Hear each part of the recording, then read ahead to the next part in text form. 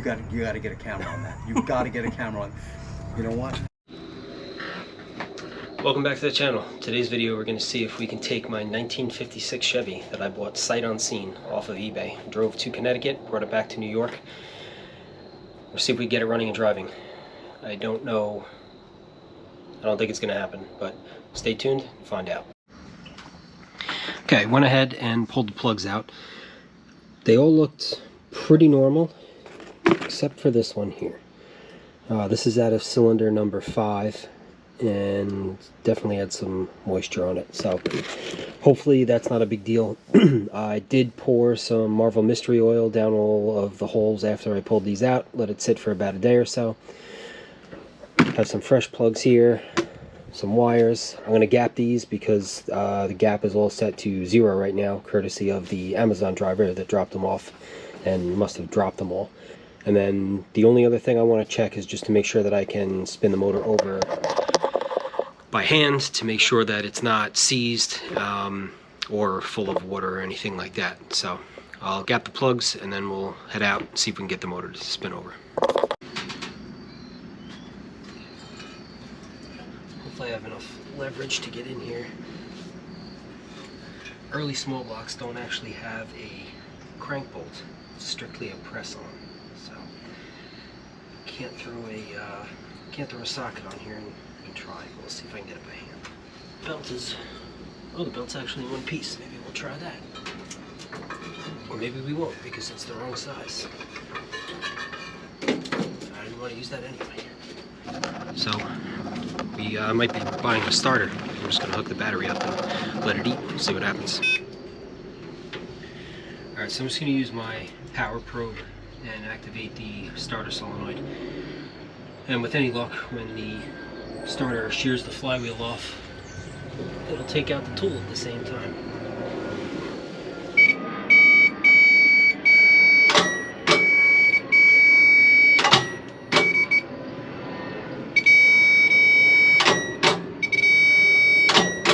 Being that I have tried unsuccessfully to get this engine to turn over, both by trying to move the crankshaft by hand, I also pulled the inspection cover off of the transmission and attempted to use a flywheel tool on the flywheel, and nothing. So I'm going to end up pulling the distributor out. I'm going to throw my oil priming tool on there and just run that through first to see if the oil pump is in fact good, and hopefully to just lubricate everything. And so we'll pull this out. I'll get the oil pump primer hooked up. I think I have a mechanical gauge in the garage, so we'll put that on, make sure we have pressure, and hopefully we can get this thing to break loose and get it running.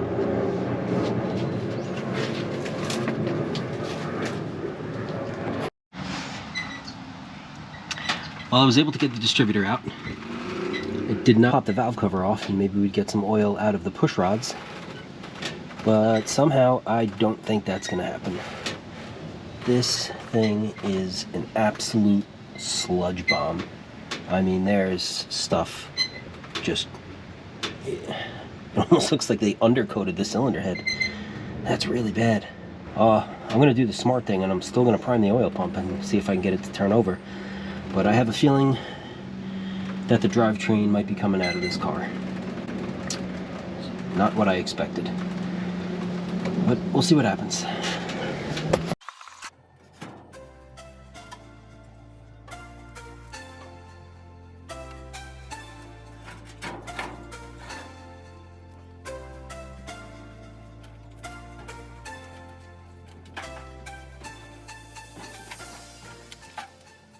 With the hood off, I'm going to start taking the closeout panels for the red support out. Hopefully we can just slide that out rather than cutting them here like most people do. I'd rather not do that. So let's see if we can get this off.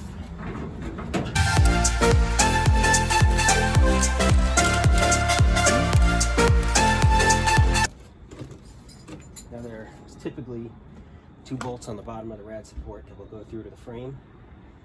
I don't think they are there on this car. So see if maybe we can get this thing out in one piece.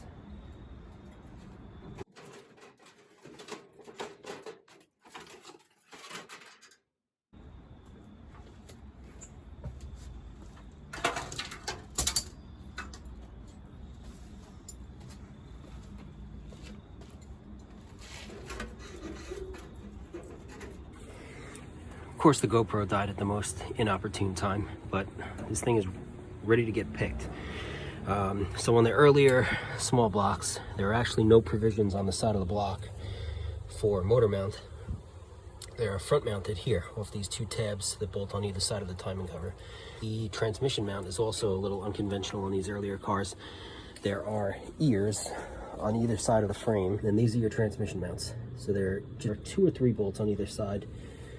I don't remember exactly, this one had like 1 in each, but those are removed, so this thing is pretty much ready to come out.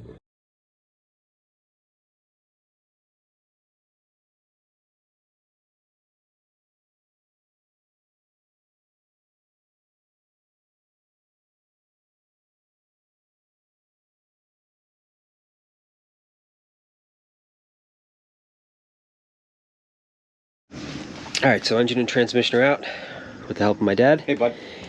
And next thing we're going to do is break the transmission loose. So we'll just undo the 6, well, in this case, 4. Somebody was trying to save some weight. So that loose will separate the bell housing from the block. And then I have to go to a friend's house, grab an engine stand, and we'll start breaking this thing down.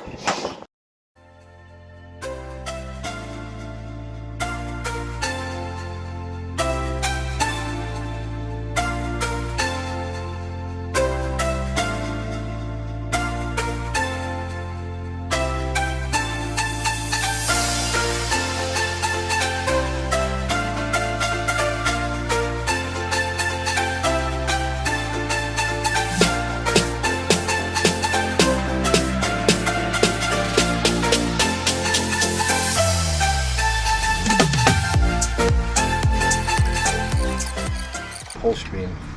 Got a mosquito on you, sorry. Sure I did.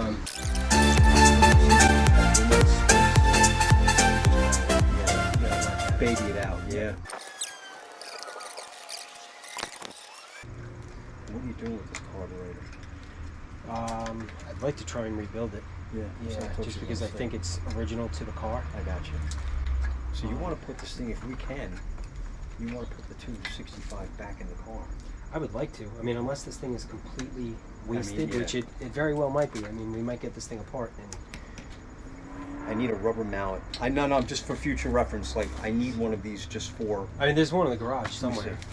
But I don't know if I would necessarily spend too much time looking for it. Well, it's not very clean in there. Place for everything and everything in its place. Picture of it, right? Holy! You got to get a camera on that. You've got to get a camera on. You know what? I want to get out of it. I want to get out of the sunlight. Well, there's one reason that it wasn't turning over or wasn't making any oil pressure. That's somebody skipped an oil change or 2. Or 9. You were 9, yeah. Or all of them, who knows.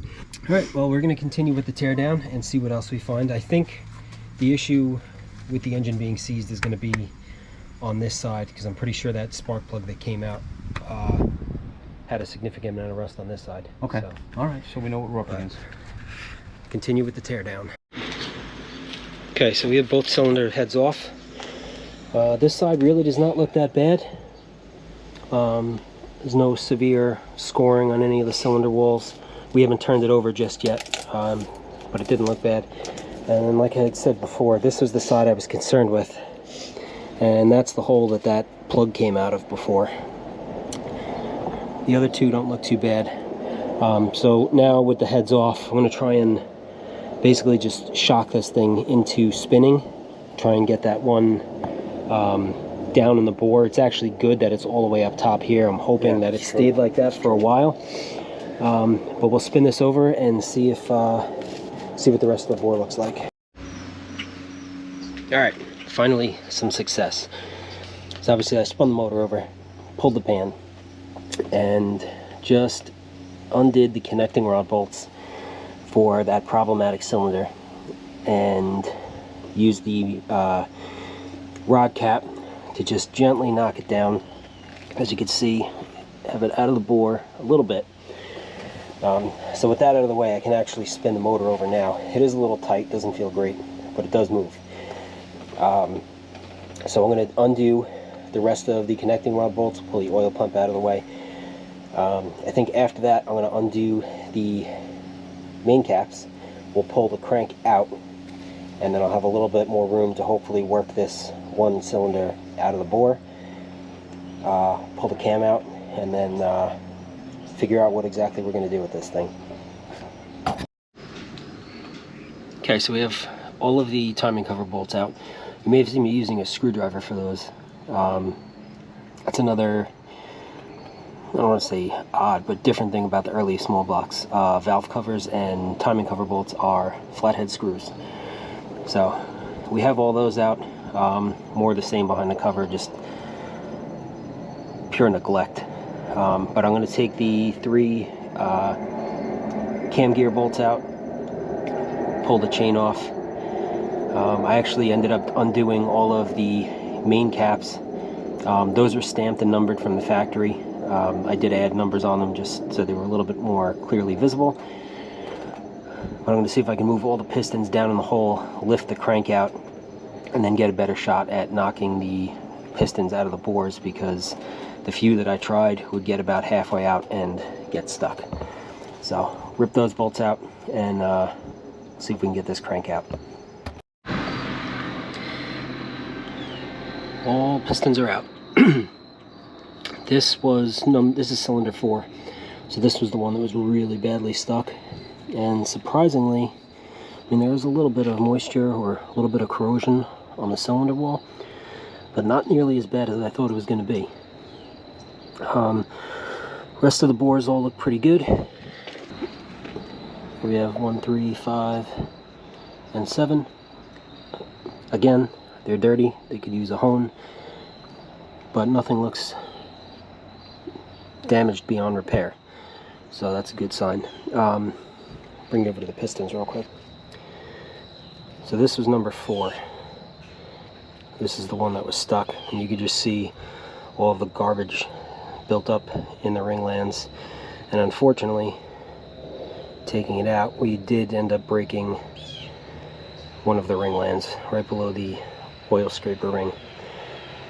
So number 4 and number 1 actually broke as well.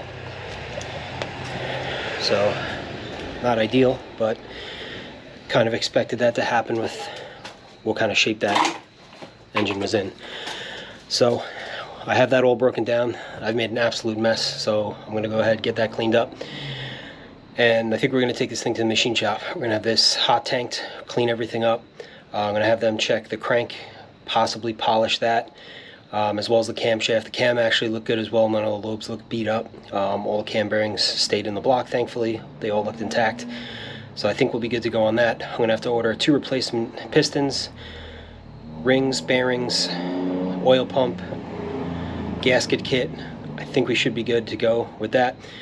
So thank you guys for watching. Next video will be taking this to the machine shop, getting that back, and seeing what we end up with, and hopefully we can get this back in the car and running and driving again. So thanks for watching. See you in the next one.